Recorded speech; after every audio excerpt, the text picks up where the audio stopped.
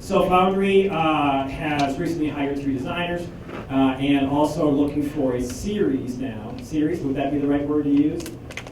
Developers now. So whether you are of the React flavor, Java flavor, if you like to learn, if you're fast on your feet, if you are like not put your headphones on, put your head down and not talk to anybody all day, like this is an interactive sort of group. They have, the culture's really fantastic. Foundry's hiring. Evereve is the what used to be called Hot Mama years ago, on women's retailer, like 85 stores across the country. They're looking for their full stack, PHP, Ruby. If there's a Magento developer in the room, I will stop talking to you all and talk to that one person right now. Because I'd be done for the day if I could find that person. ADX Labs, that is the group that had the Snoop Dogg after party that I did not attend because I was an adult. ADX is a not known at all, $110 million technology holding company downtown Minneapolis, and I'm looking for a director of IT, but not like the director of IT in the sense of that we are trying to find someone who can manage people. I need someone who's like who thinks like IT audit, security, disaster recovery is like sexy shit. So that ruled out like 95% of us, right? And then Doherty Business Solutions, a client of mine from last year, still doing some sourcing for them now. They just passed 200 consultants in town last week, so they're going through some cool growth. Here's my agenda. That's what I want to talk about. I'm going to whip through some of them really fast, and then I just want you to start asking questions. So anytime you got a question, does anybody have a question right now? Please? Someone? Why do recruiters suck so bad? Okay, we'll come back to that one. I actually have an answer for that one right now, by the way. So, a year ago here at MinneBar, I had a feeling that the recruiter job market, so we're talking about jobs for recruiters, something freaky was happening in town. So this is 9 years worth of data. The top line, what color is that? Black, dark color, whatever it is, spiked. So usually I post 10 to 15 jobs in January and February for recruiters, right, and it peaks down as the spring goes on. And last year it just took off, and then just kept going down. The demand for recruiters in town is crazy.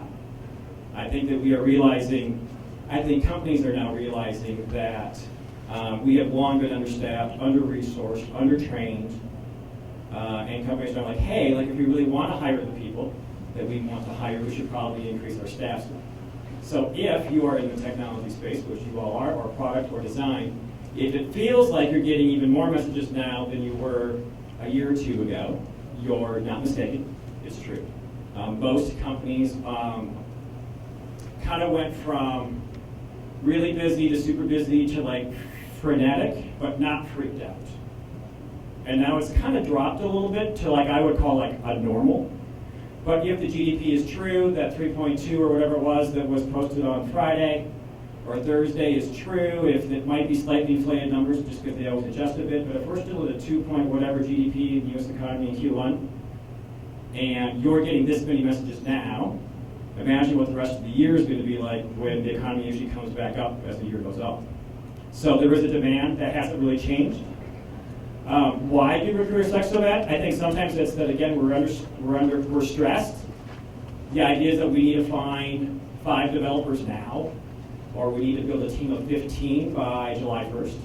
And so sometimes we get sloppy with our messaging, or we have some folks who are coming into the space who are again not quite knowing the difference between Java and JavaScript, and when they're doing their LinkedIn Boolean search string, they don't maybe quite yet know how to do it as well as one would hope, and so that's why if some of you are like, hey, I haven't done PHP in 8 years, yet I'm getting pushed to job, that's why. So just to kind of give you an idea, okay? I also would suggest that if one believes that there's going to be a recession sometime in the next year or two, or at least a slowdown in the economy, right? Y'all might want to make some friends with some recruiters, corporate recruiters, search firm, consulting firm recruiters, because some of you may be looking for a lifeline at some point. So while you might be annoyed with your LinkedIn in mailbox now, you may have wished you had made friends today. So that's the one sort of career maintenance note that I want to make to you. You might be annoyed with someone like me today. We will be your friend 2 years from now. Okay? Anyone else have a quick question? Okay, what does that productive relationship look like for an individual? What does it look like to actually have a longer term relationship? So what does a long-term relationship with a corporate research and recruiter look like? I would say it needs to look like your attorney, your accountant, your doctor, and your kids' teachers. It's that usually that's not how we look at it, right? But here's the thing, any recruiter is going to learn an awful lot about you really fast. We will, undoubtedly over a series of conversations, you'll end up learning about me too, right? That I like to go fishing, that I recently went through a relationship thing, that I used to have a dog named Scout, that I'm going to see my mom on Mother's Day, right? Now I'm going to learn stuff about you. I'm going to learn about what your salary is, what you're looking for, what your next dream job is. I'm probably going to end up finding out that your kid's soccer game the other night got rained out.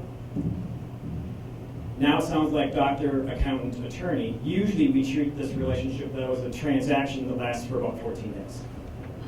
And so find the ones that you like, know, and trust. Ask your friends, your colleagues, your peers, your cube mates, hey, have you ever met a search for a corporate recruiter you really liked? Because I would suggest you want to be thinking about 3 months, 9 months, and 12 months down the road, not the next 3 weeks. So make friends with someone now where you may not need to have that relationship. Time code isn't running, but Yeah. it is right. So I can think of a few reasons why this would be the case, but one of my biggest pet peeves in receiving these kind of emails or LinkedIn messages over time is that the descriptions are so vague in terms of where the company is located, who they are, what they're interested in, that it's hard for me to even comprehend an idea of responding because there's no real information. So odds are you're getting a really vague, crappy message from a search firm recruiter or a consulting firm recruiter who is saying, we're looking for a Java developer for a Fortune 500 company, big box retailer in the South Metro. And you're like, well, it must be Best Buy. Why didn't you just say Best Buy? The problem, of course, is that the fear for a search or consulting firm recruiter is that you're just going to go around us, go straight to the employer, and now because that's the transaction that we're on that side of. Sure. I'm now not going to get credit for you getting hired, yet I'm the one who got you hired, so to speak, the source of the hire, right?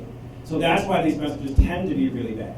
This is the part about finding then recruiters that you can know and trust who will then tell you because you're telling them stuff and you're sharing information. So yeah, but that's why it is that vague. If a corporate recruiter is sending you a message that's that vague, send me their email address so that we can have a little training with them. Other questions, top of your head? What can I do about those recruiters? I have reached out back to them. However, they dropped me right after a week. They don't even respond back anymore. So, and are we talking about more of the corporate recruiters or the search firm recruiters? The search recruiters. What would you do? No, yes. Me. Yes, you're one of us, and you don't suck. Thank you. You're way past. The reason why I paused is because you're not recruiting. Well, because you're managing recruiters now. Right. Hi. Who are you? I'm Kristen Dean. I'm the VP of People at Arctic Wolf Networks. Yes, so I have a team of recruiters. If a corporate recruiter did send you that, that would be a form. You should reach back out. If it's a search firm and they drop you, you probably don't want to work with them. You want to start the relationship like Paul said and keep going. So the hard part, right, is that if we are on the junior side of things, we are aggressively, proactively trying to find our first job. And so I frequently over the years have talked about how recruiting, what we're doing, and then the job search stuff is just like dating. And you're not sure when to respond or how often should you do it, and it's like jumping into a recruiter's email every 36 hours stalking. Yet you want a job, right? You reached out to them or they reached out to you, now they've ghosted you, now you're like, hey, remember me over here? But this is like dating, right? And since I'm doing this now, I know everything about this. That's a whole other session. I should have done a session on this year. But we'll skip that for now. If I had gone to the Snoop Dogg thing, we actually could have done that session, so I'd be in the mood. But there is the part about how often you get back to someone. And for me, if it's Monday and I'm submitting a resume, I'm overly aggressive for the record, but I would probably follow up on a Thursday or a Friday of that week. Here's why I wouldn't wait. Some people say 7 calendar days, 10 calendar days, because I know someone else didn't.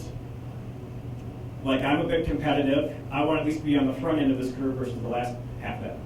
So Who are you? What do you do? Oh, I'm Jen Simon. I work for Microsoft now. Congratulations. Thank you. used to be in recruiting and consulting. She's recovering. I am. PTSD is definitely there. But the thing to think about is how people get paid. When you're a recruiter, you are paid based on placements of some kind. So let's call search firm recruiters, search and consulting firm recruiters. So search and consultant recruiters are getting paid based on what's in front of them right this second. And they have jobs flying at them. That's why, you know how many jobs those guy comes out with in a day? Does anybody know? It's insane how many. I remember in 2007, this is, again, literally 2007, they had tracked that 4 million people globally had started the resume process, and like 1.9 million finished it, and that's 2007. So if you now think about the volume, the number of people.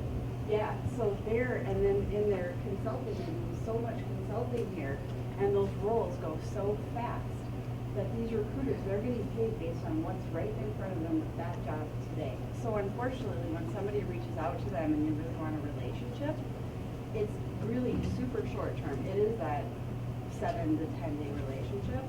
But when you're working with more of a corporate recruiter, somebody who's getting paid based on the long term, that's where you're going to see really that more long term.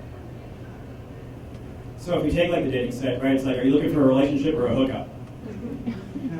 Right? Sad but true, most of the consulting stuff is going to be like a hookup. I really should have done this session today. This is amazing. The local job market right now, I would suggest that it's messy. So we have had a number of companies. There's 2 or 3 layoff announcements coming in the next 30 days. One of them will freak us all out. It's a large number.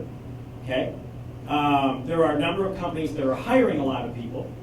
So when we were doing the podcast, the MSP on Deck podcast in 2017 for 18, I said my major prediction, because we had to create one, right, was that the job market was going to be more turbulent. We were going to see greater hiring, we were going to see greater number of layoff announcements. And my big prediction for 2019 was more than that. And that's been true, right? So if I'm a technologist in this town, and I don't care how good I am, I don't care how talented I am, I don't care how liked I am, I would, over the next 3 months, make sure that my resume is up to date, make sure that my portfolio is up to date, I would make sure my LinkedIn profile is up to date. Because here's the deal, it's going to get rocky. By rocky, I mean you are literally seeing companies go from 15 to 50 to 90 people, and you're seeing 200 people getting let go. And you're seeing some of the larger companies letting go 200 people and still hiring another 110. Right? Companies are shifting things around. We've overhired, things have changed, the economy has changed. The market has changed. The skill set they're looking for has changed. So if you are not a lifelong learner in this space, become one, or you will feel it, unfortunately, at some point that you haven't kept it. And that sounds dire, but I really actually want you to be a little freaked out by this. So I was at Prime a couple of weeks ago. I had someone say to me, wow, Don. Oh no, man, you just got started. Right, because it was the idea of I made it this far, and yes, that's a major accomplishment, and that's awesome. And now go learn AWS tomorrow. Like in a day. Okay, but this is that idea though, right, that we are constantly doing this. I know from my recruiter friends in the room, right, years ago, okay, so 22 years ago when I started, it literally was a phone, a yellow pages, and a job description.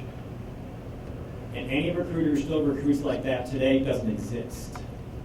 Because that's not how it works anymore. My industry too is continuing to change. I think the lie, by the way, to the greater on both sides of this is that we still have companies who have not caught up from their hiring from 4 or 5 years ago who are feeling the pain and feeling the pressure now. 2 is just the way we're building software now has changed. So I think that if I think about the folks at Foundry, the groups that the companies that they're working with are amazing. Okay? And those companies are also trying to hire too. Right? And so sometimes that stuff's getting sent over to some really talented groups in town because they don't have the dev team internally to be able to do it, or maybe they don't have the skill set or the knowledge to be able to do it. So now you have both a Foundry and their client hiring too. So the intensity, right? And then the other part really is though that you see companies are saying, hey, like, we don't need these 9 Java developers anymore. But we really need to find 8 React developers. And so a common question I get is, do I want to be a front-end developer, a back-end developer, a full-stack developer? My answer is yes. I remember asking last year at the very end of this presentation, we're in the theater, there was a young lady in the front row who said, what should I learn? So I asked the entire room, what should you learn? And it was like, right? Like everybody yelled out a different word, a different technology, a different skill set. And yeah, I'm like, there's your answer, yes. Right? Lifelong learning. Questions, thoughts, comments? Okay. So if it's, Yeah. if the company is laying off 10 people with skill X, hiring 20 with skill Y, wouldn't it just be cheaper to train the X's and the Y's? Then I wouldn't have a job. So for you, if you didn't hear it, right, if you're letting go 10 of these and you're hiring 20 of these, why can't we just retrain these? That's a really freaking awesome question. So the state of Minnesota on Thursday or Friday came out with a statistic, right? This is not a non-technology statistic. There are even more jobs than unemployed people in the state of Minnesota. And I'm trying everything I can do to not drop an F-bomb right now. It is bonkers to me. I really forget it. I won't. I don't understand how it is that employers who are hurting for a particular skill set, I don't care if it's an hourly worker, a manufacturing person, or a React developer, we would rather fight it out with another company with someone who's already employed than just train someone to do the freaking job. And buy loyalty in the process. And get some loyalty in the process. I am beyond. So when I hear about the shortage of talent, the war for talent technology space, I say bullshit. Last year I was asked a question by a gentleman in the back of the room who I had pegged as being in their mid-40s. Is there ageism in tech, was his question. And I'm like, okay, you've got a microphone and a camera, be careful how you answer this question. My answer was yes. My short version of that longer answer is this. I think a lot of employers, not all, a lot of employers have a hard time hiring those people over the age of 25, those over the age of 45. We say we want to hire people of color, but we do not go where they hang out. Okay? We want women in the workplace, but we're not all that, and I wouldn't say unfriendly, but it's still a guy culture. There is definitely a shortage of developers, white, 25 to 35, in the United States. So there's a talent shortage of that segment. But I think if we were to think about the whole group, we would be in a much better place. Just as a follow-up to what Kevin was saying on that, I think part of it kind of lends to your dating metaphor, which is where I'm going. Why not just retrain? I think that there's this concept of like the real. Oh, maybe extra nervous. There's the real versus the ideal. So you're in a relationship, you know the person, all the warts, all the haves and whatnot, and then here's this shiny, nice person across the room. You think, oh, that's very attractive, and I think that's kind of the same allure of bringing in a new person as opposed to retraining the existing. Yes, ma'am. I'd also add that we're in a world where speed matters. We don't have time to train anyone. We just want to hire someone who can do it already. And so there is the idea, right, that the holy grail is to find a 5 or 7 year developer. For most of us, right? We want to find a 5 or 7 year developer. The hard part is that we didn't train. The technology industry says that we need more developers, we need more developers, we need more developers. We didn't give anybody a job at 3 weeks or 5 months to get them to 5 to 7 years later. Here's the rub. But I agree, because like we need these folks today, right? For any of the companies in this room who are hiring, who are looking at me like, be careful how you say what you're about to say.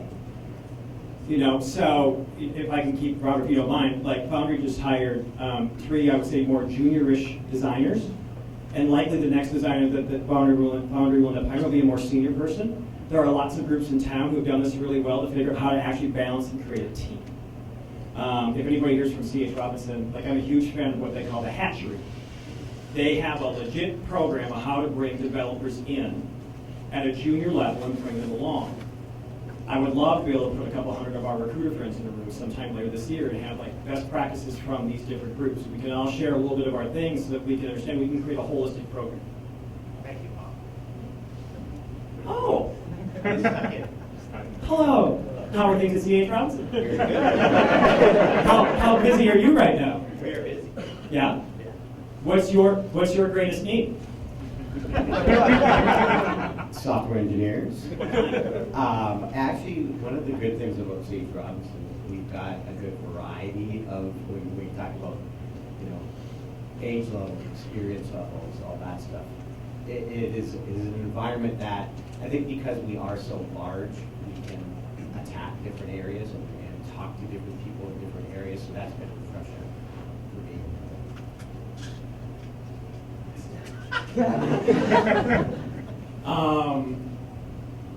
Stagnant salaries. Hold on, I got a slide. All right, so this is hiring U.S. Going back to 2016 by the quarter, or by the month, sorry. It's gotten a little flat. I think it's gotten a little flat because, again, in theory, we've run out of people to hire. So I think that if we had more skilled 2-year, 5-year, 7-year, this number would continue to increase at a similar pace. Salaries, if you look at the bottom line, it looks a little blurry, sorry. Other than a couple of 2%, 5% spikes, it's been flat the last 3 years. So we have a demand, yet salaries are flat. Also makes me want to call BS on some employers saying we can't find who we're looking for, because if you just pay a little more. But you also can't give everybody a $10,000 raise when you have 4,000 employees and a tech team of 350. Right? So this is why I'm saying there's this funky market thing. By experience, so this is the DICE salary that came out a couple months ago that's using 2018 numbers.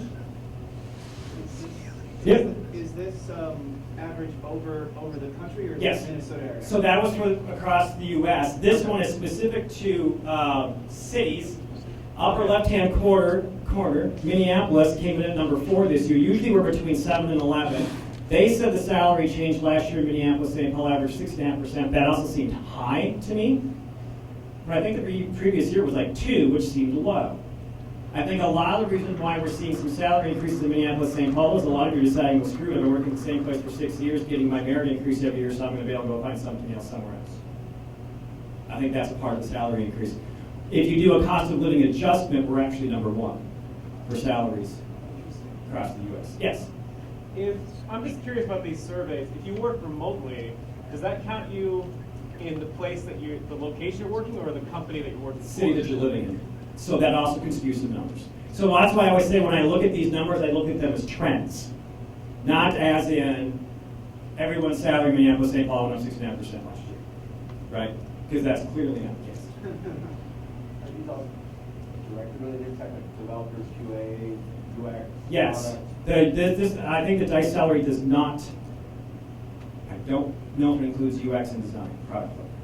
Whereas if we take engineering and software as a broad brush. Yes. Is it really hard to read? Can you list out, so I lost some of the numbers, like the Minnesota numbers real fast? Oh, yeah. So, upper left-hand corner, salary for Minneapolis was $103,000, went up 6.9%, we're number 4. Minneapolis cost of living adjustment, we're at $100,000. And then Minnesota comes in at $99,000 at a 3.3%. That number seems more normal to me than the 6th one above, but that's just Minneapolis. So again, trends. Salaries in Minneapolis, St. Paul did bump a little bit. It felt like it last year. Maybe this has a lot to do with that whole recruiting piece that I mentioned earlier. By the way, what time am I supposed to end? Is it 10:15? Okay. So if you're wondering why I'm looking at my phone, I'm not looking for more Snoop Dogg photos. Can you tell I'm stuck on this, by the way? I think I made a really smart, rational adult decision by not doing this last night. And I think 3 weeks from now, you were an idiot that you didn't do this. A lot of the jobs you're referring to, are they all permanent or contracted? Okay, so great question. So I was asked this twice this morning. Are companies in town, now I'm going to give you a trend answer. Are companies looking for full-timers or contractors right now in town? And the answer is yes. It seems over, say, October, November until February-ish, a lot of companies that have been looking for full-timers got frustrated again, so started looking for some more contractors. It seems. Now, at some point in time, after the pendulum sits over here, and we're tired of paying higher rates, hourly rates, employers are going to be like, hey, we should convert some of these folks to full-timers and see if we can build up our full-time team again. And so it's really like, it's swinging over your head a little bit. You're trying to figure out how to time it. So if anyone right now is in between jobs and trying to figure out how they want to land. And I would say not so much the recent U of M or prime grads, say like the 2-year plus folks. Okay? So I'll come to that one in a second. I would be saying to folks like, look, I'm looking for a full-time role, but I'm open to a consulting gig or a project for the next 6 months. So that way you can get employers to be able to say, oh, either or, right? Like if you're in between right now, you're not sure what you want to do, I'm going to give them an either or, depending on my circumstance at home. Right? But a lot of the bigger employers in town are really doing contract to hire. The contract to hire, and if you're going to get involved in a contract to hire opportunity, I would actually make really sure that the company you're going to really has an intent on hiring you. I think sometimes it gets dangled in front of you that, hey, this is a contract opportunity and the idea is to hire you. And I think sometimes it's BS. They're tossing it in front of you because they want to hire you as a contractor today, and if it works out, great, but they have a demand for today, right? And so the hire doesn't always happen. So I love the idea and the concept. More companies are doing actually the hiring part now than say 3 or 4 years ago.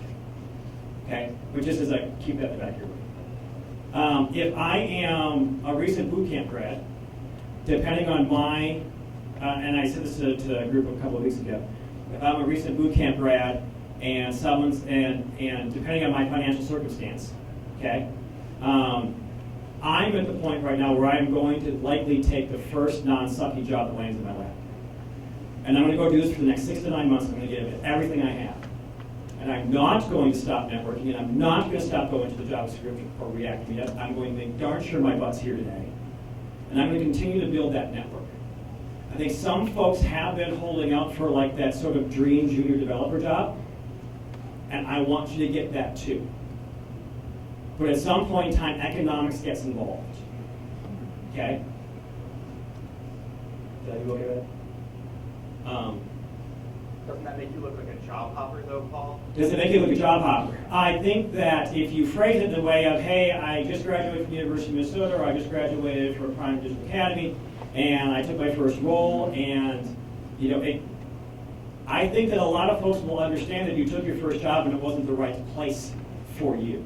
Here's the concern I have for recent grads is that I also don't want you to take a job, get put in a corner like a potted plant that doesn't see sunlight, water, and fertilizer, and you waste away for your first year. Because that happens too. Hey, we're going to hire you as a developer, but we're not going to tell you you're going to do a bunch of help desk and QA stuff too, and maybe you're going to touch a little bit of code. That's okay if you're told that up front and you rationally say, that's great. Because those are good opportunities. But when you were hired for this and you were given that and stuck in a corner, it's the part where I say to you, maybe I want you to hold up for that not sucky role. Clearly highly opinionated today. Do you think companies are aware that they're a little bit incentivizing job hopping though with the stagnant pay rates, especially for the junior level positions? So are companies accidentally incentivizing hopping around just because they're paying a little bit too low in the beginning? And then the second job, oh hey, suddenly you're like amazing after 18 months. So you're making 58 grand here, and now you're getting 75 over here. Yeah, companies are messing this up a bit. Do you think they're aware of it though? Are they aware, are generally aware of it? Yeah, I mean, it's a financial decision. It's not really an HR decision at that point, it's more financial. The hard part is the business and the economic side of this thing is that on your side of it, you don't always get to see what's going on. Like, I think that you and I would say this is a completely rational actor thing that employers are doing. If I'm a 9-month experienced developer, it seems completely irrational to me. Right? So it kind of depends on like, which place are you standing? So I can critique employers all day for how I think they're messing some things up. Circumstance, business, economy, are they in an industry where there's tariffs right now? Like there's a whole business side of this thing I think that sometimes we don't think about. We don't have time. Okay. By the way, talk loud. This is your opportunity. Stand up, young man. Who are you and what did you start doing in the last 60 days? Hi everybody, my name is Matt here. Because that way's on the camera. Hi, Internet. Hi, everyone. I'm Matt DeCure. I just quit my job as a software engineer to launch what is called the Invisible Network. We got a great shout out from Sharon. The logo was displayed, but apparently not the name. The Invisible Network is a platform where you can anonymously share that you're looking for work, and where companies can go to reduce bias in their hiring. The URL is invisiblenetwork.io. Thanks for letting me shout that out. Okay, questions. Oh, sorry. Questions for you, Paul. The two questions are like, if we're talking about employers perpetually like being behind on hiring and needing to hire software engineers or whoever urgently, and also talking about stagnant salaries where people are incentivized to leave, have you come across any prompts, any advice, anything specifically that like gets employers to change their behavior? You can take a mic out. Why are you watching it here?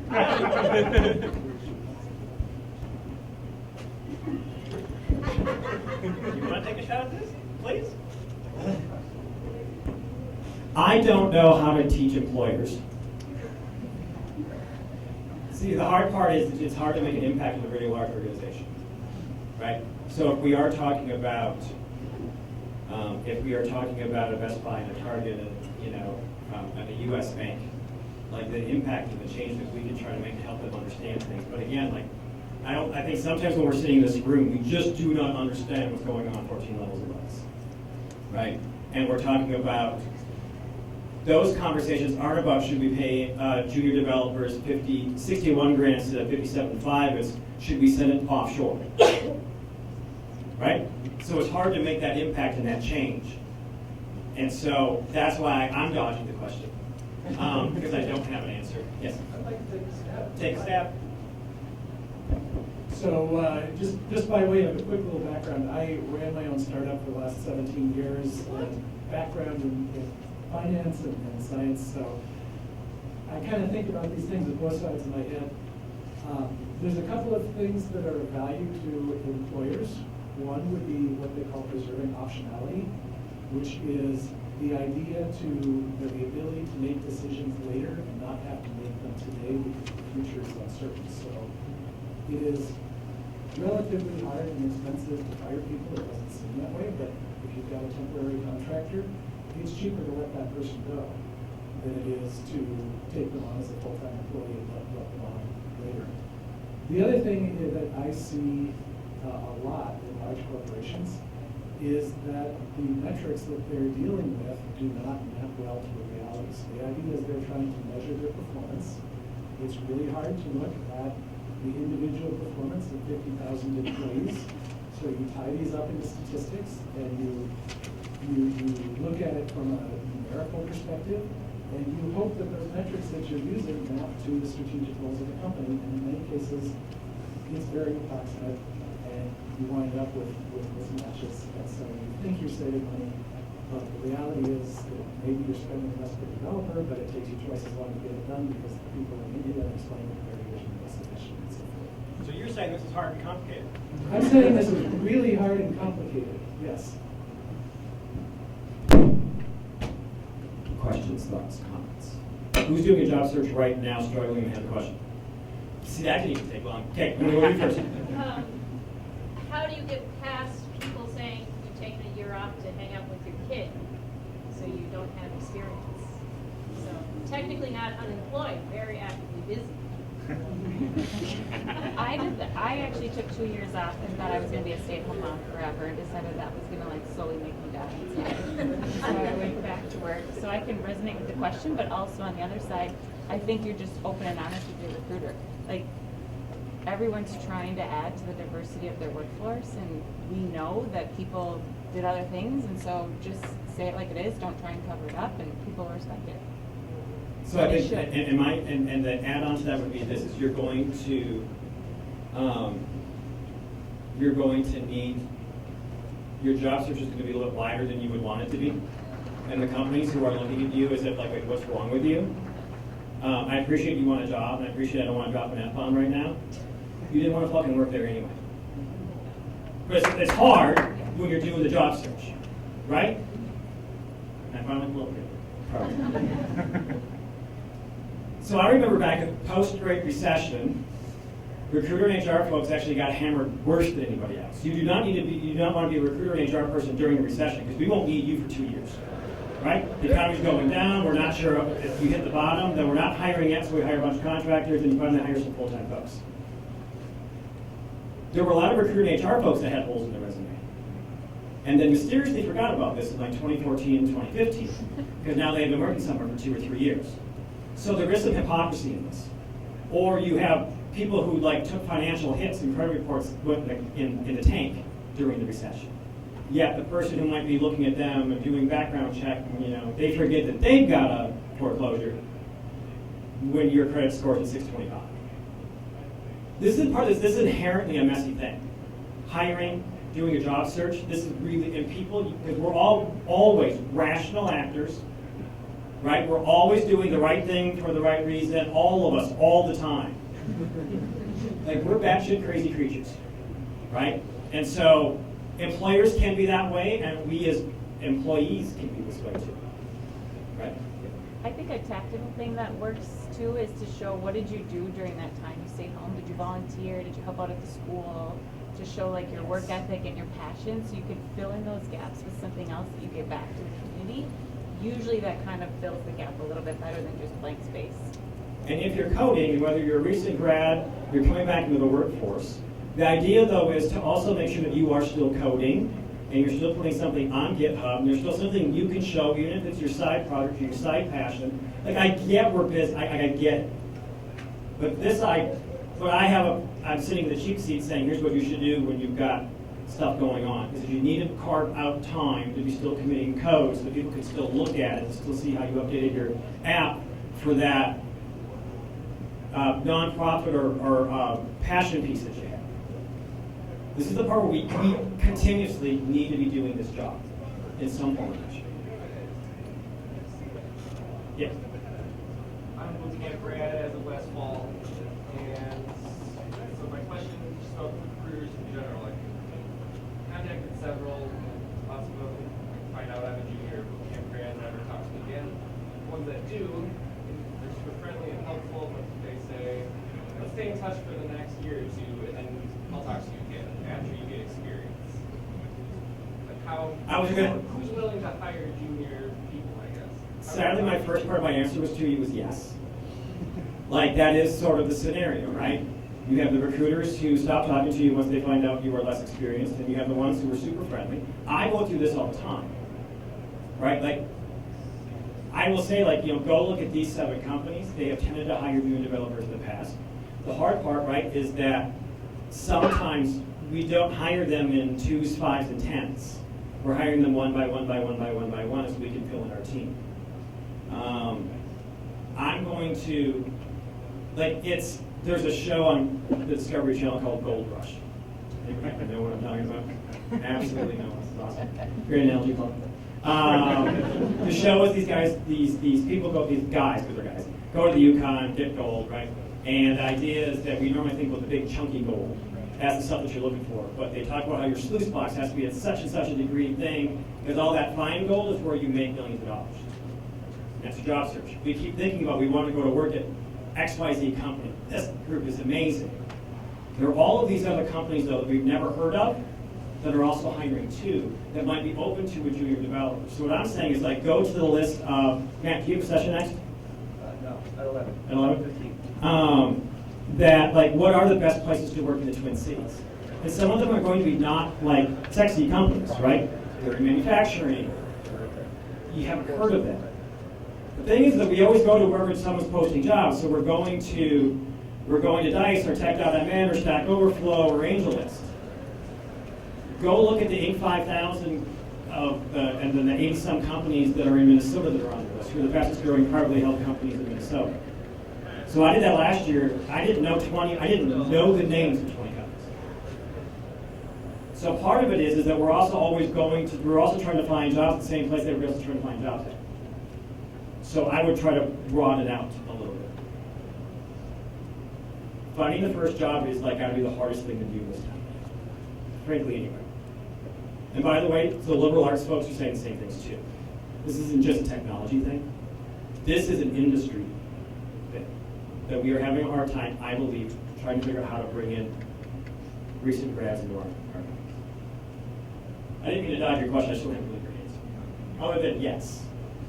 They All right. also have your own projects, like work as a freelancer, take bad freelancing jobs just to gain experience. You know, like, that's like your maybe pet project, that's a great one. So yes, this is this idea of like, don't stop coding, don't stop doing things, build a prototype, build something that you can show off how you change it. Okay? Here's a scoop. Since I am bright-eyed, bushy-tailed today, I'm here all day. If anybody wants to talk, have questions, I want to make sure I stop now so that I don't run over who's coming in next. So if you want to go talk out in the hallway, great. If you want to have a conversation mid-pizza luce, that's cool. Send me an email. Thank you all for hanging out with me.